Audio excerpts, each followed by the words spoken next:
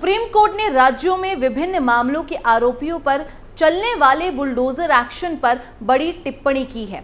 Court ने साफ कहा है कि दोषी का भी घर बुलडोजर से नहीं ढहा सकते हैं। कोर्ट ने कहा है कि सभी राज्यों को दिशा निर्देश दिया जाएगा। हालांकि यूपी में इसका असर कम ही दिखेगा, लेकिन फिर भी सुप्रीम कोर्ट की गाइडलाइन का इंतजार बरकरार है। और साथ ही ये भी सवाल उठ रहे हैं कि बुलडोजर एक्शन पर सुप्रीम कोर्ट की रोक का योगी आदित्यनाथ की राजनीति पर कितना असर होगा। इस मुद्दे पर विस्तार से बात करेंगे हमारी स्पेशल स्टोरी में। चलिए शुरू करते हैं। सुप्रीम कोर्ट बुलडोजर एक्शन पर राज्यों को देंगे दिशा निर्देश। सुप्रीम कोर्ट ने की यूपी सरकार के एफिडेविट की सराहना। माफिया और अपराधियों के खिलाफ बड़े पैमाने पर बुलडोजर एक्शन। नमस्कार, आप देख रहे हैं कैपिटल टीवी उत्तर प्रदेश और मैं हूं आपके साथ पारुल त्रिपाठी। सुप्रीम कोर्ट ने बुलडोजर एक्शन पर गंभीर टिप्पणी की है। दोषियों के घरों पर बुलडोजर एक्शन मामले की सुनवाई करते हुए सुप्रीम कोर्ट ने कहा है कि बुलडोजर एक्शन गंभीर और चिंताजनक है। कुछ राज्यों में जिस प्रकार से कार्रवाई हो रही है वो नियमों का उल्लंघन है। हम इसको लेकर सभी राज्यों को दिशा निर्देश जारी करेंगे। जस्टिस वीआर गवई और केवी विश्वनाथ की पीठ ने मामले की सुनवाई करते हुए इस प्रकार का आदेश जारी किया है। हालांकि सुप्रीम कोर्ट की इस टिप्पणी का असर उत्तर प्रदेश में कितना पड़ेगा, ये सवाल उठने लगे हैं। इस मामले में सुप्रीम कोर्ट की टिप्पणी भी महत्वपूर्ण है। कोर्ट ने यूपी में चलने वाले बुलडोजर एक्शन की सराहना की है। दरअसल यूपी में होने वाली कार्रवाई को नियम कानून के तहत ही पूरा कराया जाता है। ऐसे में प्रदेश में बुलडोजर एक्शन पर रोक नहीं लगेगी, ये तय माना जा रहा है। वैसे सुप्रीम कोर्ट की गाइडलाइन का इंतजार किया जा रहा है। गाइडलाइन आने के बाद सरकार के स्तर पर बुलडोजर कार्रवाई पर रोक लग सकती है। सुप्रीम कोर्ट ने क्या दी टिप्पणी। बुलडोजर पर चल रही सुनवाई के दौरान सुप्रीम कोर्ट की पीठ ने यूपी में चलने वाले बुलडोजर अभियानों का भी जिक्र किया। कोर्ट ने यूपी सरकार की ओर से चल रहे डेमोलिशन अभियान को लेकर पेश किए गए एफिडेविट की सराहना की। कोर्ट ने कहा कि उत्तर प्रदेश के गृह विभाग के विशेष सचिव की ओर से दाखिल किए गए शपथ पत्र की हम सराहना करते हैं। दरअसल यूपी सरकार की ओर से गृह विभाग के विशेष सचिव राकेश कुमार ने सुप्रीम कोर्ट में शपथ पत्र दाखिल किया था। एफिडेविट में सरकार की ओर से कहा गया कि प्रदेश में जो भी ध्वस्तीकरण की कार्रवाई हो रही है वो कानून के दायरे में और नियमों का पालन करते हुए की गई है। शपथ पत्र में एक एक घटना में विपक्ष के नेताओं की ओर से लगाए गए आरोपों का सिलसिलेवार तरीके से खंडन किया जाएगा। एफिडेविट में बताया गया कि किस तरह सरकार ने सभी घटनाओं में नियमों का पालन किया। इसमें बताया गया कि ध्वस्तीकरण की कार्रवाई यूपी आवास एवं शहरी नियोजन एवं विकास अधिनियम 1973 की धारा 27 भाग 1 के तहत की गई है। माफियाओं के खिलाफ हुई है कार्रवाई। यूपी में माफियाओं के खिलाफ लगातार एक्शन हुआ है। मुख्तार अंसारी से लेकर अतीक अहमद के ठिकानों पर छापे मारे गए। यूपी पुलिस ने संगठित अपराध को खत्म करने के लिए गैंगों की कमर तोड़ी। इसके बाद माफियाओं की बेनामी संपत्ति पर एक्शन हुआ है। लखनऊ से लेकर प्रयागराज, मऊ, देवरिया तक माफिया डॉन की संपत्ति पर बुलडोजर कार्रवाई हुई है। इसके अलावा महिला अपराध के मामलों में आरोपियों के खिलाफ भी बुलडोजर एक्शन हुआ है।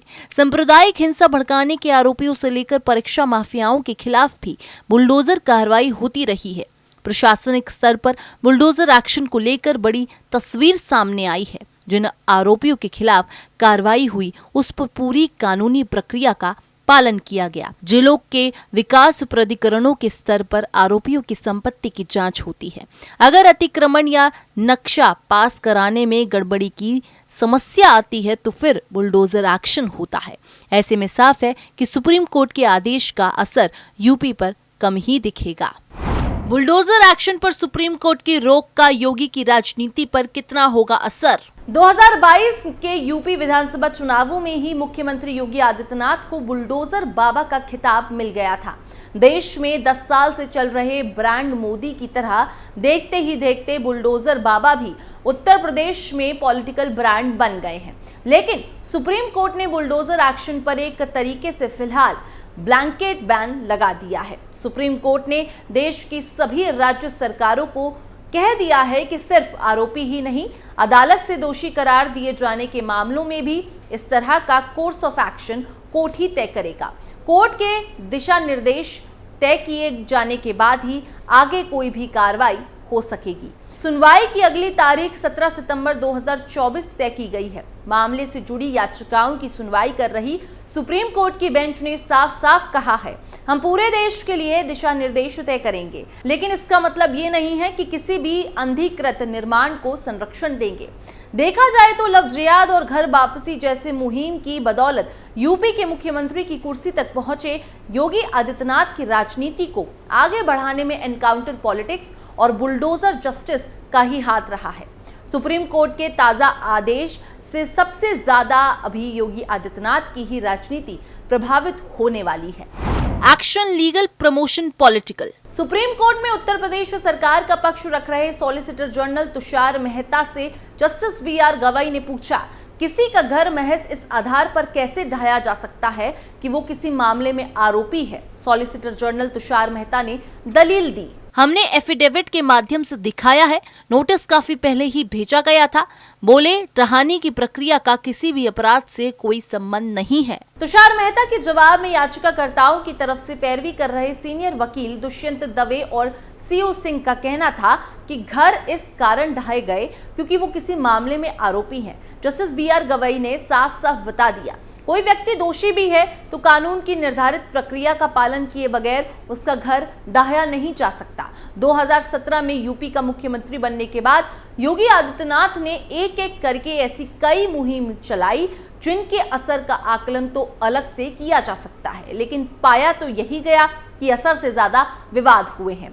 एंटी रोमियो स्क्वाड और पुलिस एनकाउंटर, जिनमें एक पुलिस वाले के मुंह से ही ढाएं ढाएं बोलने से लेकर गाड़ी पलटने तक के किस्से जुड़ते चले गए। एक अघोषित मुहिम को दबी जुबान में पुलिस महकमे में ऑपरेशन लंगड़ा भी कहा जाता था, जिसमें कथित अपराधियों से एनकाउंटर के दौरान उनकी टांग में गोली मार दी जाती रही ताकि वो अपराध को अंजाम देने लायक ना रहे। और बुलडोजर एक्शन तो अलग ही दहशत पैदा करने वाला रहा है। वैसे तुषार मेहता और यूपी सरकार के हलफनामे से लगता है कि ऐसी कार्रवाई स्थानीय स्तर पर विकास प्राधिकरणों या नगर निगम की तरफ से की जा रही है। ये भी बताया जा रहा है कि कार्रवाई इसीलिए हुई क्योंकि वे निर्माण अवैध थे। हो सकते हैं, ये भी हो सकता है कि उसके लिए उनको नोटिस भी दिए गए हों। ऐसा भी देखने को मिलता है कि स्थानीय स्तर पर नोटिस दिए जाने के बाद संबंधित पक्ष कर्मचारियों और अधिकारियों से मिलकर बीच का रास्ता निकालने की कोशिश करते हैं, जिसमें ज्यादा संबंधों और राजनीतिक सरूख के अलावा भ्रष्टाचार के तौर तरीकों का इस्तेमाल होता है। और ये सिलसिला चलता रहता है तब तक जब तक कि प्रशासन को बिल्डिंग गिरी डालने की मजबूरी ना पैदा हो जाए। कारण बहुत सारे हो सकते हैं, लेकिन योगी आदित्यनाथ को बुलडोजर एक्शन का राजनीतिक तौर पर बहुत फायदा मिला है। और कुछ हुआ हो या ना हो, योगी आदित्यनाथ अपने समर्थकों के बीच बुलडोजर बाबा तो बन ही गए हैं। छवि बनाए रखने के लिए नया टूल खोजना होगा। ऐसा भी नहीं है कि बुलडोजर एक्शन यूं ही चलता ही रहा है। लखनऊ के कुछ इलाके में कुछ घरों पर निशाना लगाने जाने के बाद लोग परेशान हो उठे थे। ऐसे लोग जब अपनी फरियाद लेकर मुख्यमंत्री आवास पहुंचे तो योगी आदित्यनाथ ने उनको भरोसा दिलाया और कार्रवाई रोक दी गई। सुप्रीम कोर्ट की सख्ती को समझे तो अब नहीं लगता कि ऐसी स्थिति फिर से आने वाली है। ऐसे में योगी आदित्यनाथ को ऐसी ही कोई नई मुहिम शुरू करनी होगी जो बुलडोजर बाबा की उनकी छवि को आगे ना बढ़ा पाए तो कम से कम बरकरार तो रख सके।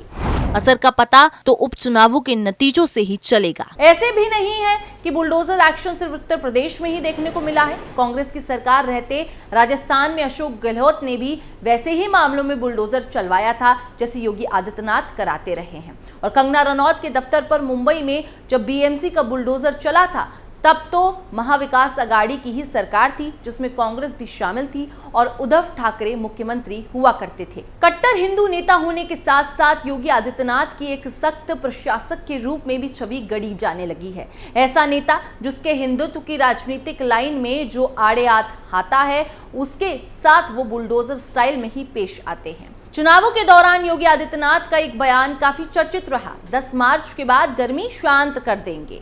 2022 के यूपी विधानसभा चुनाव में 10 मार्च को ही नतीजे आए थे और उसके पहले से ही योगी आदित्यनाथ बीजेपी के केंद्रीय नेतृत्व से ठनी होने के बावजूद आत्मविश्वास से लबालब नजर आ रहे थे। योगी आदित्यनाथ की अब तक जो छवि निखर कर आई है, लव जिहाद और घर वापसी कैंपेन के महत्वपूर्ण भूमिका रही है। योगी आदित्यनाथ की छवि को निखारने में पहले जो भूमिका हिंदू युवा वाहिनी की करती थी, बाद में बुलडोजर ने भी कुछ वैसा रोल निभाया है। चुनाव कैंपेन के दौरान योगी की रैलियों में बुलडोजर भी वैसे ही रखा जाने लगा था जैसे एम्बुलेंस और फायर ब्रिगेड जैसी इमरजेंसी इंतजाम किए जाते थे। सुप्रीम कोर्ट के ताजा फरमान का असली असर यूपी में होने जा रहा है, उपचुनावों के नतीजों में भी देखने को मिल सकता है। सुप्रीम कोर्ट के इस फैसले पर आपकी क्या राय है, कमेंट सेक्शन पर जरूर बताएं। बाकी देश और दुनिया की तमाम खबरों के लिए देखते रहिए कैपिटल टीवी उत्तर प्रदेश।